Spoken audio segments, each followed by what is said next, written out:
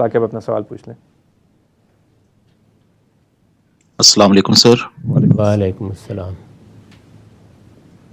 تکفیر پر گفتگو کرتے ہوئے سر آپ نے ایک سوال کے جواب میں فرمایا تھا کہ جھوٹ محض گناہ سے آگے بڑھ کر جب جرم بن جاتا ہے تو پھر ہم اس شخص کو جھوٹا متعین کر سکتے ہیں، مگر ایک شخص جو لمبی لمبی چھوڑتا ہے اپنے بارے میں اور واضح ہے اس کا عمل کہ وہ جھوٹی کہانیاں بیان کر رہا ہے اور اس کا یہ عمل ابھی تک گناہ سے جرم نہیں بنا کسی شخص کے خلاف، تو کیا اس کے اس جھوٹ پر بھی ہم اسے جھوٹا متعین نہیں کریں گے؟ اس پر ذرا رائے فرما دیں، رہنمائی فرما دیں. شکریہ. کسی کے بارے میں رائے قائم کرنے کے دو درجے ہیں. ایک یہ ہے کہ میرا تجربہ کسی آدمی کے بارے میں ہو گیا، مجھے ذاتی طور پر رائے قائم کرنے کا حق حاصل ہے. اپنے احباب کو بھی میں بتا سکتا ہوں کسی ضرورت کے تحت کہ میرا تجربہ فلاں شخص کے بارے میں یہ وہ جھوٹا آدمی ہے، دھوکہ دیتا ہے، فریب دیتا ہے. اس طرح کے معاملات شخصی زندگی تک بالکل ٹھیک ہیں، کیونکہ یہ فیصلے تو ہم کو کرنے ہوتے ہیں. اگر مجھے تجربہ ہو گیا ایک آدمی کا تو میں اس کے ساتھ کاروبار کرتے وقت، معاملہ کرتے وقت دیکھوں گا. اسی طرح اپنے کسی دوست کو، بھائی کو توجہ بھی دلاؤں گا کہ بھائی یہ جھوٹا آدمی ہے، دھوکے دیتا ہے، لوگوں کا مال لوٹ لیتا ہے. ابھی دیکھیے بہت سے اسکیم سامنے آ جاتے ہیں تو اس میں ہم فوری طور پر ایک دوسرے کو متنبع کرتے ہیں. ایک چیز ذاتی طور پر آپ کے علم میں آ گئی، اپنے ذاتی دائرے میں آپ کو اس سے بچنے کا بھی حق ہے اور دوسروں کو یہ بتانے کا بھی حق ہے کہ یہ جھوٹا آدمی ہے، اس کے معاملے میں احتیاط کیجیے گا.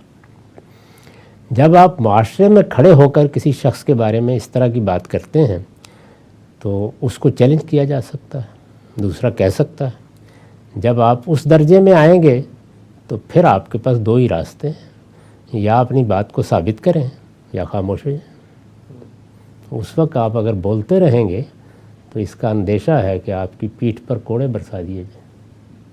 تو یہ دو بالکل الگ الگ دائرے ہیں. ذاتی معاملات کے دائرے میں جہاں کوئی قانونی مسئلہ پیدا نہیں ہوتا.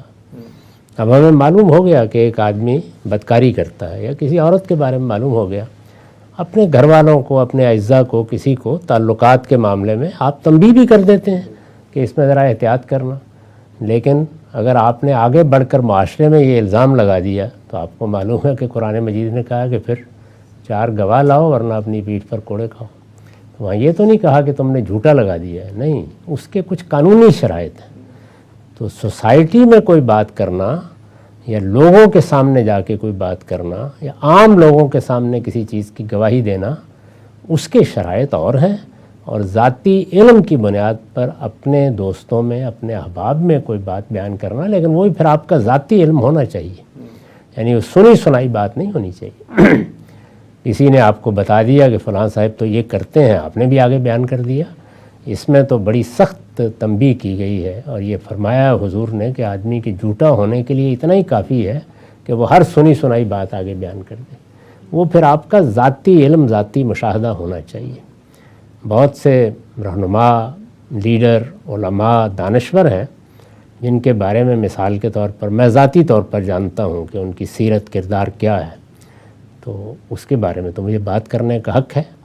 لیکن یہ کہ ان پر بھی اگر میں کوئی بات پبلک میں جا کے کروں گا جہاں چیلنج ہو سکتی ہے تو وہاں تو گواہی پیش کرنی ہوگی، اس سے نیچے کوئی بات نہیں ہو سکتی.